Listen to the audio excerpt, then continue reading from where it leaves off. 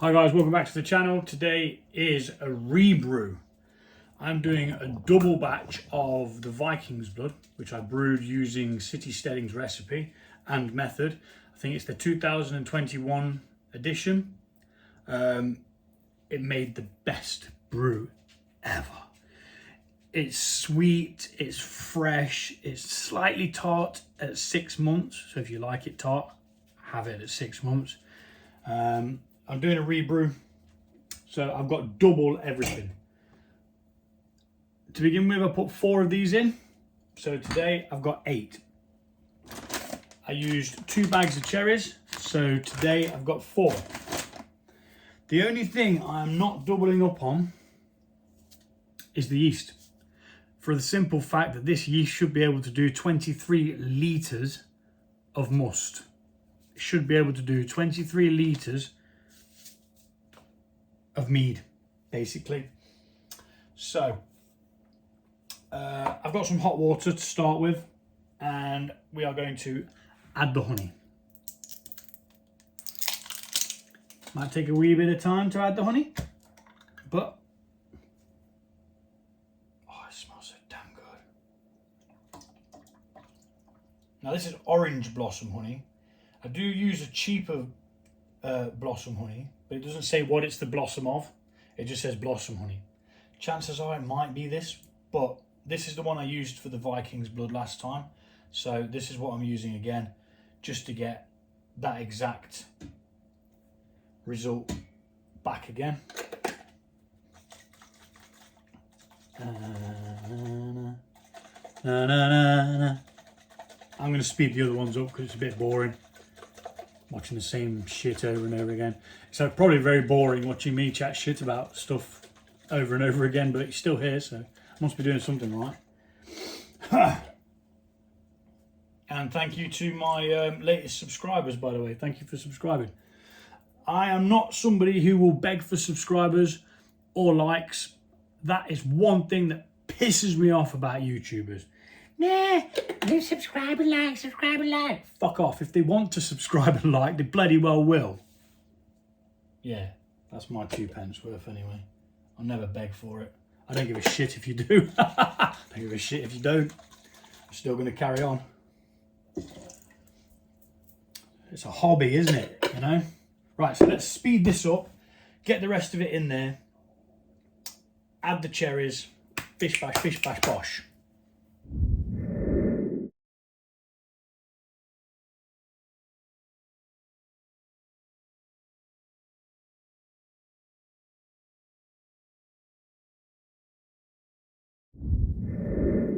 Okay, so that is 1.36 kilograms of honey into 1 litre of boiled water.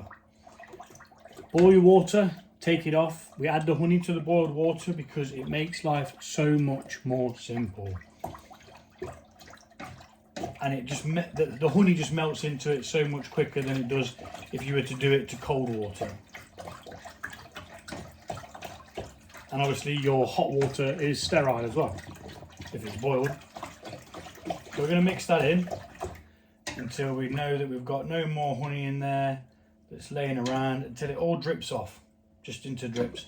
If you find it going gooey and coming off like that, you need to stir it in a bit more, but because we've got the hot water, it's literally seconds and it's done. Righty-ho. So the next step is to transfer this to the pitcher so that we know how much volume we've got from that there, because we want to aim for about 4 litres ish, mainly because we don't want to overshoot it when we go and put it into the demijohns. So this is actually going to be fermenting into a bigger vessel than what I did. No, actually, last time I did it in a big beer vessel, but I've got some smaller, more compact ones now, which I am going to use. So, for example, there was 1 litre of water all that honey has now taken it up to 2 litres. So we've only got another 2 litres to play with, but we're going to bag the cherries and put the cherries in next. Because again, that is going to increase the volume, and we only want about 4 litres per batch, and then they're both going to be fermented together. So all I'm going to do is do this once, and then I'm going to duplicate the same process again and put them all into one fermenter, just so I've got it exactly how I did it last time, but at the same time I've got double the amount without anything going wrong or anything being different, because me and my friend, we really enjoyed the beverage. It was so flipping nice. I've only got 1 bottle left of it, and I think I'm saving it for a special occasion because it's that nice. So why not brew some more? Again, go and check out City Steading's Viking Blood 2021, I think it is, for the recipe and how they did it. This is their recipe. I did it a little bit different because I just changed one of the things that they did. So when they did it, they tasted it and they was like, oh, it's missing something. So I think they added honey, and then after they added the honey, they realized that they probably wanted some dried fruit in. So what I did is saved the process of in between. I just added the fruit and the honey at the same time, and oh, it was so flipping nice. So well done, guys, if you do watch this. It was phenomenal, and I'm going to continue to rant about how good that flipping recipe is. Right, we need the muslin sock, which is over there, and we're going to get some of this in there. So I'll be back in a second. Right, so I have a muslin sock, and I remember from last time that it was a pain in the arse to hold it and tip the cherries in. So I'm hoping this little method will make me able to do it on my own without the second pair of hands that I often need. And hopefully that'll catch them and stop it from falling. So we're going to add the cherries now, because we want this to be a part of the overall volume. And it'll come out with some juices as well. These were sterilised yesterday, the packets, so they're clean. And instantly we got a load of like blood red colour coming out. Oh, lovely. You want that juice as well. The juice in there is important. One's trying to get away. We're not having that. Be careful of your clothes, because this stuff stains.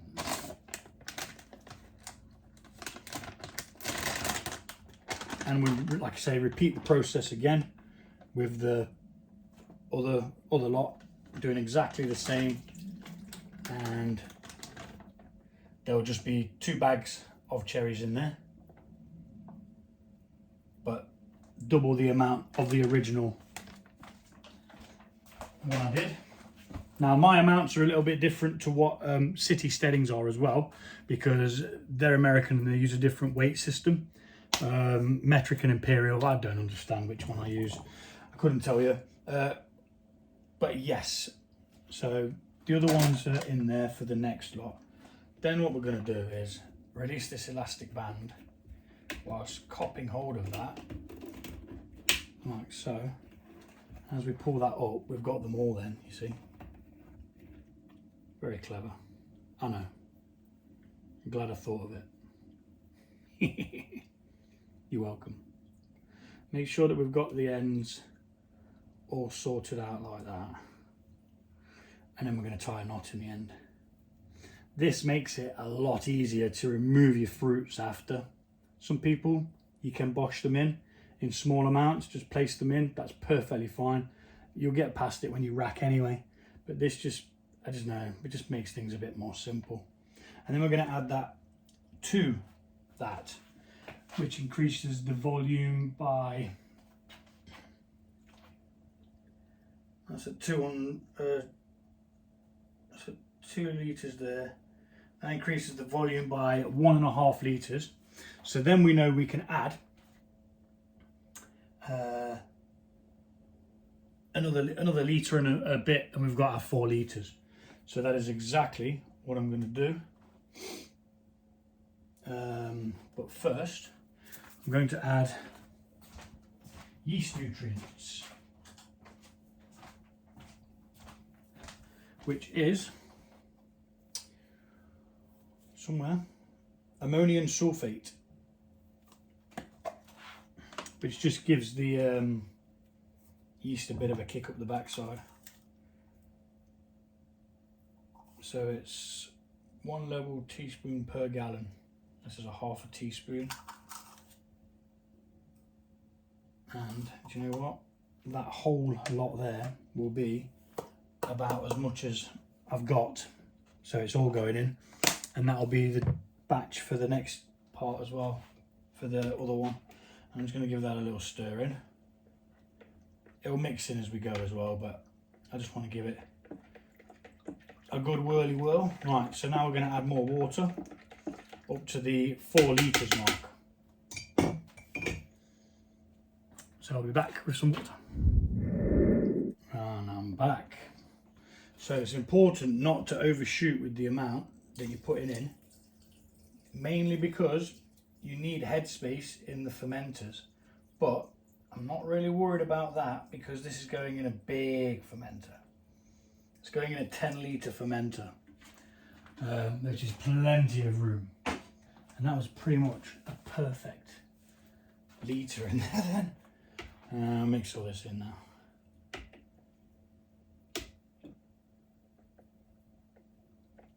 And that's the first batch.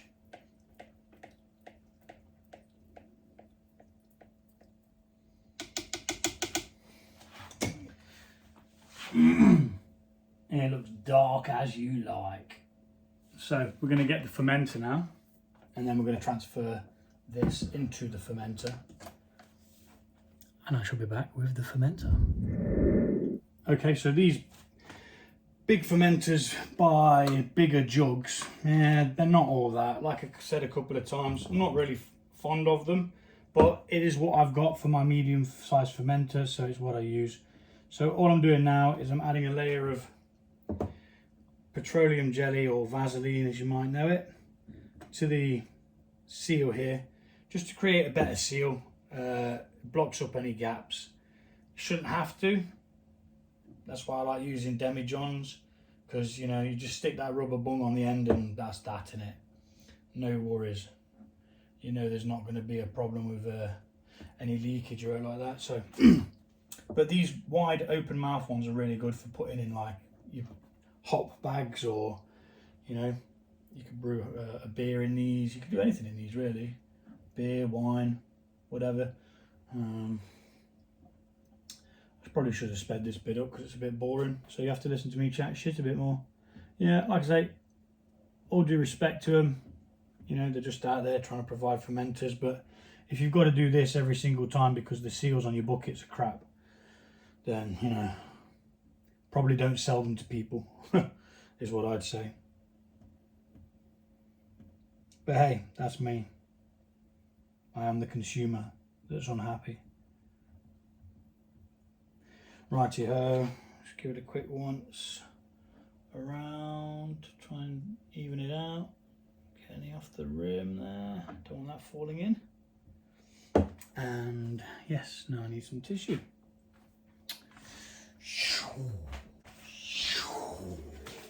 It's like the sound effects. I know, I'm just awesome. Right, so petroleum jelly away. Now we transfer this. I'm going to take the hot bag out because I don't want it to splash. And I'm going to lay that in separately, like so. And then I can pour this from a great height, which will oxygenate it.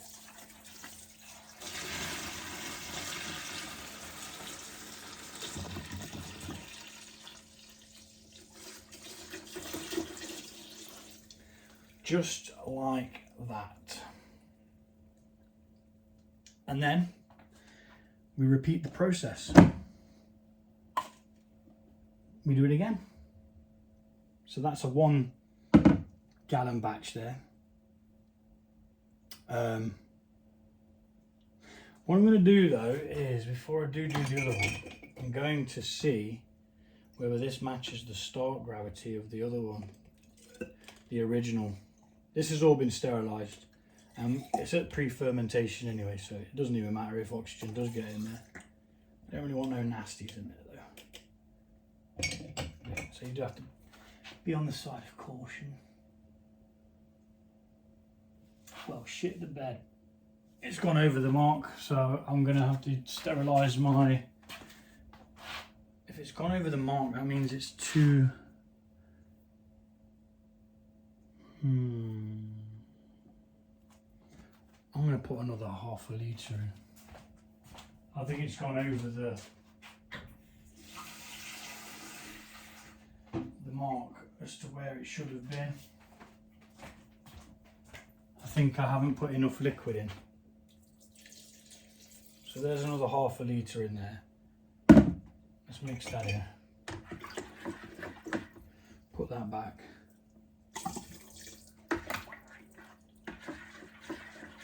I know the cherries have got some sugar in them anyway, but it wouldn't really have come out yet. Let's try again.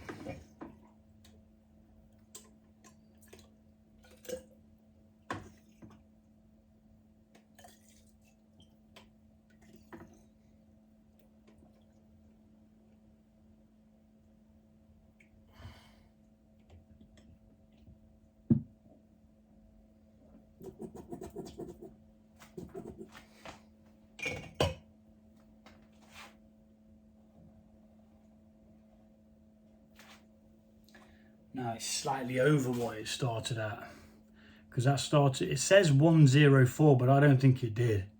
I think it was 114, because that's at 116.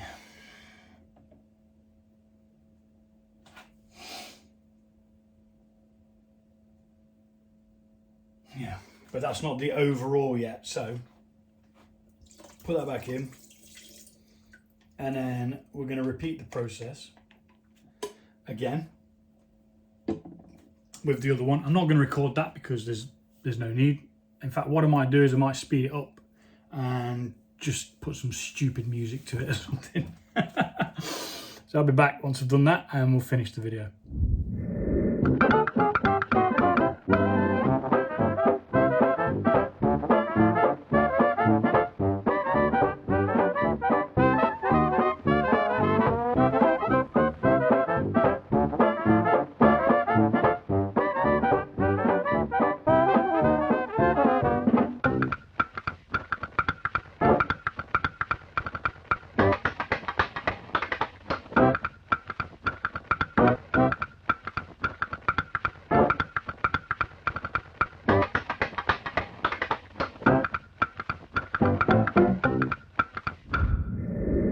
Righty-ho, that's the second batch notched up, and again I'm just going to transfer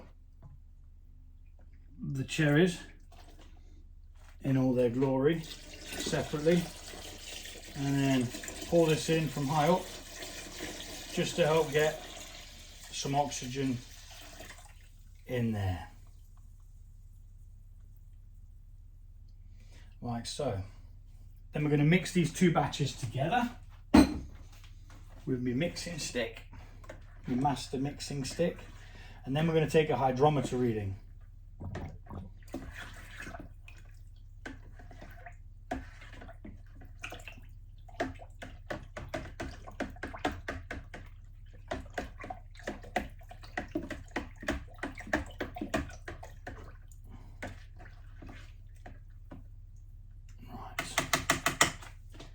That is sufficiently mixed. Let's see what the start gravity is going to be. And we can also always dilute again to make it around the start gravity that it was last time, because it went dry last time, which I believe added a really nice tartness to it, because when things go dry, it has a certain flavour of when there's no sugar left. And I think that's what we had last time.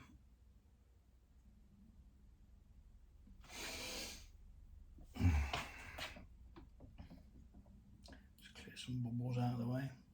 It's nice and high up there, we're in the 120s. No, down to 110. I can't actually believe it. It's on exactly what the start gravity was for the last one. Perfect.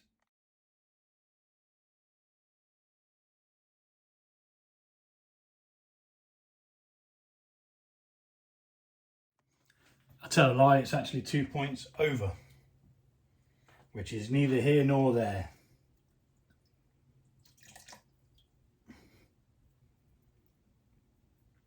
So we need to make notes. I haven't got my notes book with me, so I'm going to quickly scribble on a piece of paper.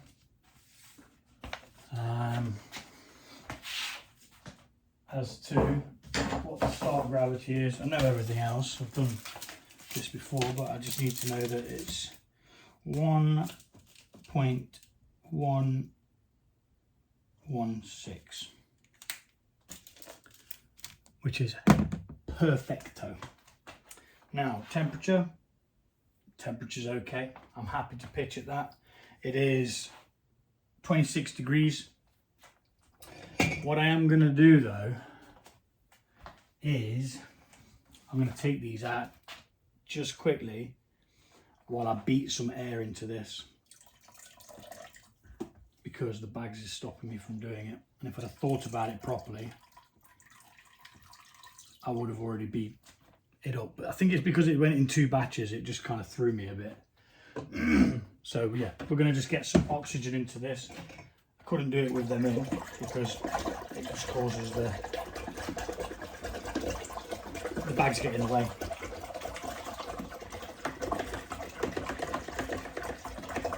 Now, I don't think I recorded a video for the first time I did this. Some time ago now. I think it's on Instagram, but yeah.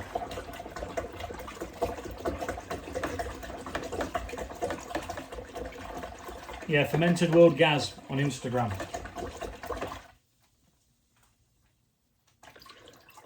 I just kind of like post a brief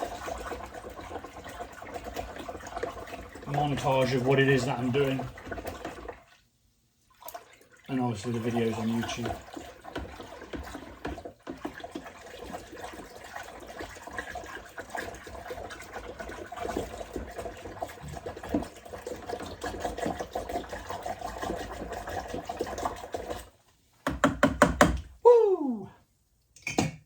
That makes your arm ache. Right, and back in with the cherries now. The lovely cherries, which do ferment in this actually. They certainly do. The Vikings Blood.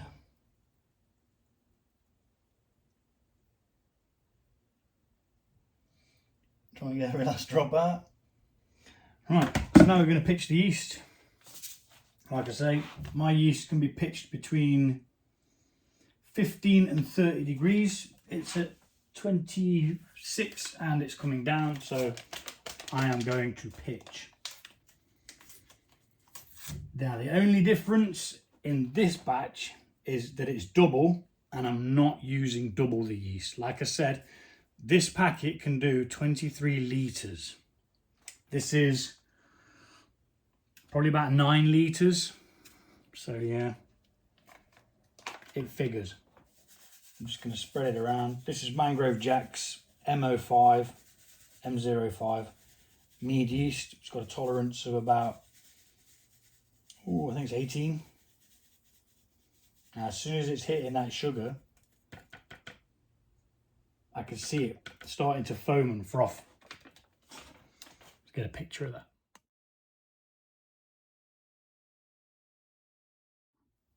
So yeast is pitched, it looks happy, it's starting to foam up, and we're going to mix it in. You will get some on the bags, Don't worry, just plunge them down. It'll eventually fall off.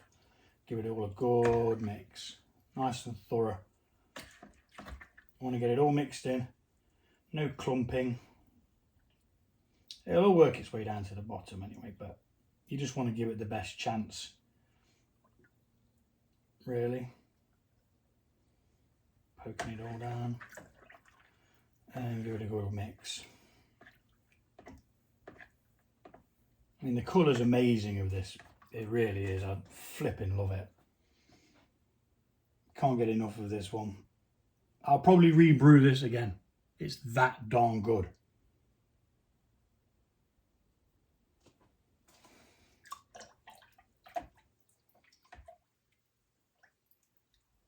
A couple of clumpy bits, causing a bit of aggro.